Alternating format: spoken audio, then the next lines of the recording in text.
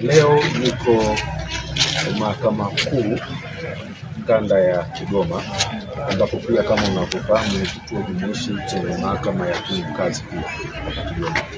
Nimekuja kwa ajili ya kesi iliyokuwa inawakabili viongozi wa Chama cha Demokrasia na Maendeleo wakiwa pamoja na wenzao, mwenyekiti wa chama anaitwa Mnyoro pamoja na mwenyekiti wa mkoa, lakini pia pamoja na mwenyekiti wa wilaya anaitwa Sana.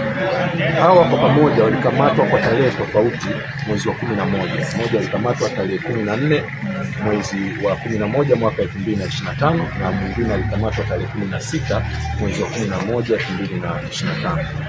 Na wakati wanakamatwa walikamatwa kwa makosa ya uchochezi, lakini baadaye walipowafikisha huku walibadilisha makosa na kuwa makosa ya kigaidi, yani kula njama au kupanga kuingiza silaha kutoka nchi jirani kwa ajili ya kuleta vurugu nchini.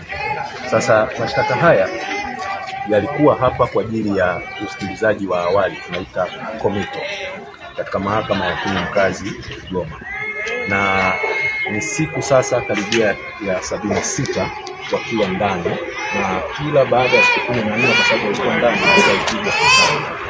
leo baada ya